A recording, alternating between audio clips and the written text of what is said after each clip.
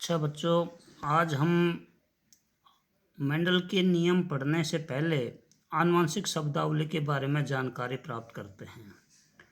बार बार इन शब्दों का प्रयोग आएगा तो उसमें इन बातों को समझाने की आवश्यकता न पड़े, इसलिए सबसे पहले इनकी जानकारी प्राप्त करते हैं। उसमें सबसे पहले आती है जीन। जीन क्या होती हैं? वो फैक्टर है, वो कारक है जो एक किसी भी लक्षण को नियंत्रित करता है। अर्थात लक्षण जो हैं वो जीन पर ही आधारित होते हैं। तो किसी एक लक्षण को नियंत्रित करता है, उसे जीन कहते हैं। जोहानसन ने जीन नाम उस कारक को दिया जो मेंडल द्वारा उपयोग में लिया गया था। उसके बाद में आता है युग्म विकल्पी। युग्म विकल्पी किसी एक लक्षण को नियंत्रित करने वाले जीन के दो विपर्यासी स्वरूपों को युग्म विकल्पी कहते हैं। जैसे लंबापन है तो उसके लिए इनकी बड़ा टी काम में लेते हैं, बोनापन है उसके लिए छोटा टी काम में लेते हैं। तो ये युग्म विकल्पी हैं जो इनकी उसके प्रभावी और अप्रभावी लक्षण को प्रदर्शित करते हैं।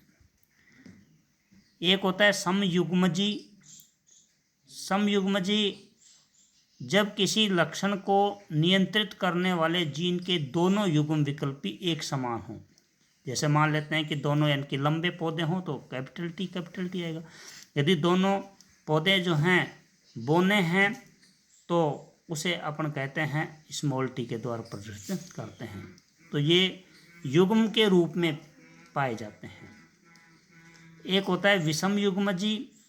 जब किसी लक्षण को नियंत्रित करने वाले जीन के दोनों युग्म विकल्पी असमान हों, एक इनकी लंबा है दूसरा बोना है, तो उसे कहते हैं विषम युग्मजी। इसे एक प्रकार से अपन संकर भी कह सकते हैं। दोनों का मिला जुला रूप विषम युग्मजी कहलाता है।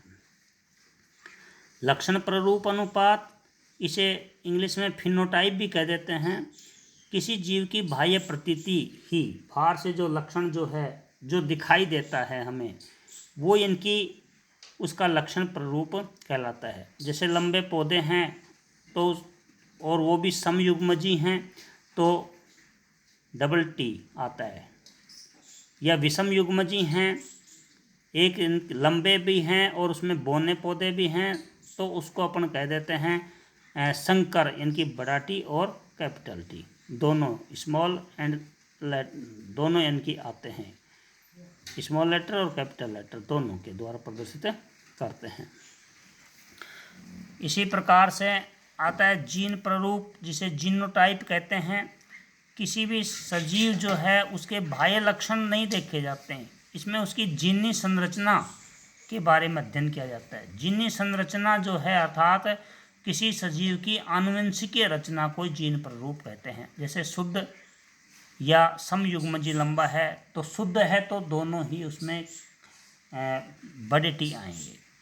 वह अशुद्ध है विषम युग्मजी तो अशुद्ध हो गया, इनकी संकर हो गया।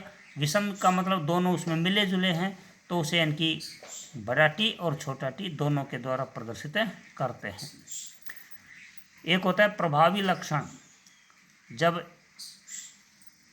दो युग्म विकल्पियों का जब आपस में संकरण कराया जाता है तो F1 पीढ़ी जो प्राप्त होती है, उस F1 पीढ़ी में जो लक्षण अभिव्यक्त हो पाता है, जो लक्षण दिखाई देता है, उसको प्रभावी लक्षण कहते हैं।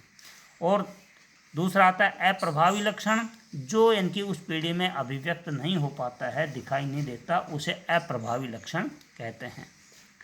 जैसे मान लेते हैं कि शुद्ध लंबे और शुद्ध बोने जो पौधे हैं उनका जब करवाते हैं तो संकर F1 पीढ़ी में सभी इनकी संकर लंबे पादप प्राप्त होते हैं। अर्थात बोना पादप दिखाई नहीं देता, लंबा पादप ही दिखाई देता है। तो लंबा पादप प्रभावी लक्षण है और बोना अप्रभावी लक्षण है। एक संकर संकरण वह संकरण जिसमें एक लक्षण की वंशागति का अध्ययन किया जाता है, उसे एक संकर संकरण कहते हैं। एक इनकी लक्षण लेते हैं, या तो शुद्ध लंबा या शुद्ध बोना। और एक होता है द्विसंकर संकरण, जिसमें दो लक्षणों की वंशागति का अध्ययन किया जाता है। शुद्ध लंबा, जैसे मान लेते हैं शुद्ध लंबा और लाल, और शुद्ध बोना और सफ़ेद। तो एक इनकी प्रभावी लक्षण हो गया, दूसरा अप्रभावी। तो दो लक्षण एक साथ लिए। शुद्ध लंबा भी प्रभावी है, शुद्ध लंबा और लाल, और दूसरा शुद्ध बोना और सफ़ेद। तो दो लक्षणों की वंशागति का अध्ययन किया जाता है। एक होता है त्रिसंकर संकरण, वह संकरण जिसमें 3 लक्षणों की वंशागति का अध्ययन किया जाता है, उस त्रिसंकर संकरण कह देते हैं। 7 इनकी जोड़ी विपर्यासी लक्षण बताए हैं मैंने, तो उनमें से अब आता है बहुसंकर संकरण। जब इनकी जैसे 7 बताएं तो उसमें इनकी 3 के अलावा और भी ज़्यादा इनके लक्षणों की वंशागति का अध्ययन किया जाता है, तो उसे इनकी बहुसंकर संकरण के नाम से जाना जाता है। अब आता है उसके बाद में परीक्षण संकरण, टेस्ट क्रॉस। परीक्षण वह संकरण जिसमें F1PD का संकरण जब अप्रभावी लक्षण प्ररूप वाले जनक के साथ किया जाता है। जो F1PD जो प्राप्त होगी, उस F1PD का जो संकरण है वो अप्रभावी लक्षण प्ररूप वाले जनक के साथ में किया जाता है। जैसे कि संकर लंबे पादप प्राप्त हुए टी, तो उसका अपन कराएंगे केवल बोने पादप से, स्मॉल टी से इनकी करवाते हैं। एक होता है संकर पूर्वज या पश्च संकरण, बैक क्रॉस, वह संकरण जिसमें F1PD का संकरण दोनों जनकों में से, यानी दोनों जनक का मतलब प्रभावी और अप्रभावी, उनमें से किसी एक के साथ में किया जाता है। या तो प्रभावी के साथ में करा दें या अप्रभावी के साथ में, वो कराता है बैक क्रॉस, संकर पूर्वज या पश्च संकरण कहते हैं उसको। एक होता है व्युत्क्रम संकरण, जैसे मान लेते हैं कि एक पादप लिया शुद्ध लंबा और दूसरा उसको नर मान लिया, दूसरा इनकी शुद्ध बोना जैसे बी मान लेते हैं। अब दोनों केंद्र संकरण कराते हैं। अब दूसरा जब क्रॉस कराएंगे तो उसमें इनकी चेंज कर देंगे। ए पादप जो है उसको इनकी, उसमें इनकी आपने जैसे नर के रूप में कैपिटल टी लिया तो इसमें स्मॉल टी ले लेते हैं, और जो स्मॉल में लिया उसको कैपिटल में ले लेते हैं। अर्थात वह संकरण जिसमें ए पादप को नर और बी पादप को इनकी मादा जनक के रूप में प्रयुक्त किया जाता है, तथा दूसरे संकरण में ए पादप को मादा और बी को नर के जनक के रूप में प्रयुक्त किया जाता है, उसे व्युत्क्रम संकरण कहते हैं। एक होती है जनक पीढ़ी। संतति प्राप्त करने के लिए जिन पौधों का संकरण कराया जाता है, जिन्हें चुना जाता है, वो जो पौधे हैं जिनका संकरण कराया है, उन पौधों को कहते हैं जनक पीढ़ी। एक होती है F1PD।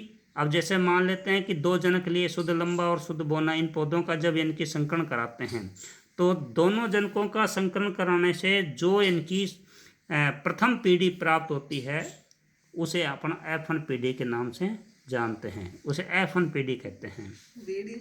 जैसे संकर लंबे पादप प्राप्त हुए, शुद्ध बोना और शुद्ध लंबा, इनका जब संकरण करते हैं तो संकर सभी F1PD में सभी संकर लंबे पादप प्राप्त होते हैं।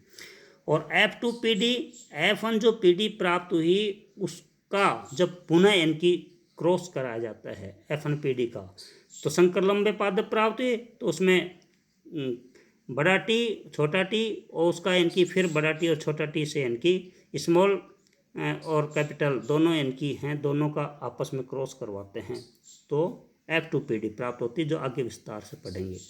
एक संकर अनुपात, एक संकरण से जो अनुपात प्राप्त होता है उसे एक संकर अनुपात कहते हैं। जैसे F1PD का आया 1:2:1, वैसे इनकी ये तो जीन प्ररूप अनुपात हो गया, और लक्षण प्ररूप अनुपात होता है 3:1।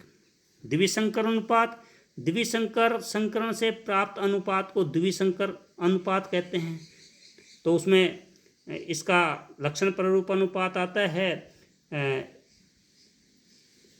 3:1:3:3:9, यह आता है।